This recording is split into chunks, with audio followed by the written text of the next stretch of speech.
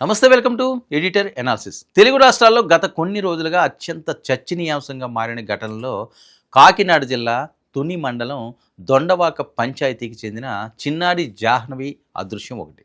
2 ఏళ్ల చిన్నారికి కనిపించకపోవడం స్థానికంగానే కాకుండా 2 తెలుగు రాష్ట్రాల్లోని తీవ్ర ఆందోళనకు కారణమైంది.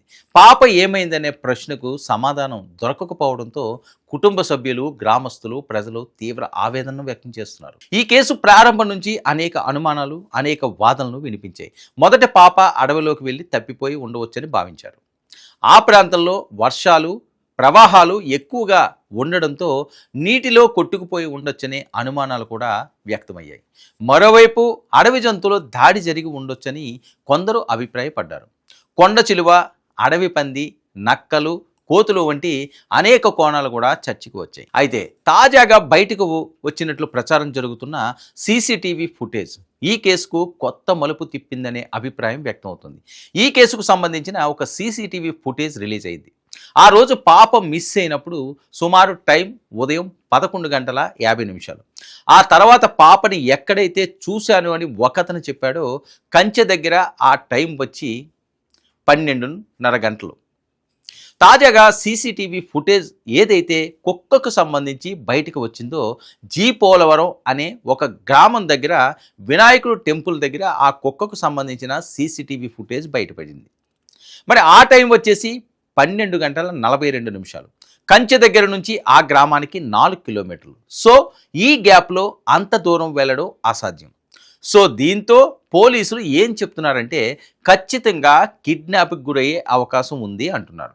ఎందుకంటే ఇన్ని రోజుల నుంచి కూడా ఏదైనా జంతువు దాడి చేసిందేమో, జంతువుల వల్ల పాప బలైపోయిందేమో, ఈ రకంగా చాలా వార్తలు వచ్చాయి. ముఖ్యంగా పాప మిస్ అయిన తర్వాత ఏదైతే వర్షపాతం ఎక్కువగా ఉండడం వల్ల ఆ ప్రవాహంలో పాపకి ఏదైనా అయ్యిందేమో అని చెప్పేసి కూడా చాలామంది అనుకున్నారు.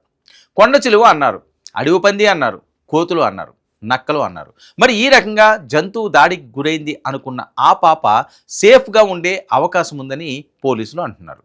అయితే దీనిపై పోలీసులు అధికారికంగా ఏమి చెప్తారనేది అత్యంత కీలకమైన అంశం. ఎందుకంటే దర్యాప్తు సంస్థలు ఇప్పటి వరకు సేకరించిన ఆధారాలు, సీసీటీవీ ఫుటేజ్లు, సాక్షుల వాంగ్మూలాలు, సాంకేతిక ఆధారంగా తుది నిర్ణయానికి వచ్చే అవకాశం ఉంటుంది. ఈ కేసులో మరో ఆసక్తికరమైన అంశంగా కుక్క వ్యవహారం మారింది. చిన్నారి కోసం జరిగిన గాలింపు చర్యల్లో కుక్క ఇచ్చిన కొన్ని సంకేతాలు, ఆ తర్వాత లభించిన కొన్ని వివరాలు సోషల్ మీడియాలో పెద్ద ఎత్తున చర్చకు దారితీశాయి. ఈ కేసు దర్యాప్తులో కాకినాడ పోలీస్ శాఖ, ఫారెస్ట్ శాఖ, రెవెన్యూ అధికారులు, ఎస్డీఆర్ఎఫ్, ఎన్డీఆర్ఎఫ్లు, డ్రోన్ బృందాలు కూడా డాగ్ స్క్వాడ్ సిబ్బందితో కలిపి పెద్ద ఎత్తున పాల్గొన్నారు. గత కొన్ని రోజులుగా వందలాది మంది సిబ్బంది అడవులు, కాలువలు, పొదలు, గ్రామ పరిసర ప్రాంతాలను జల్లెడ పట్టారు. ప్రతి చిన్న ఆధారాన్ని పరిశీలిస్తూ కేసును ఛేదించేందుకు ప్రయత్నిస్తున్నారు. మరోవైపు చిన్నారి కుటుంబం పరిస్థితి కూడా అందరినీ కలిసివేస్తుంది. పాప ఎక్కడ ఉందో తెలియక తల్లిదండ్రులు తీవ్ర మానసిక వేదన అనుభవిస్తున్నారు. ప్రతి గంట, ప్రతి నిమిషం కొత్త సమాచారం కోసం ఎదురు చూస్తున్నారు.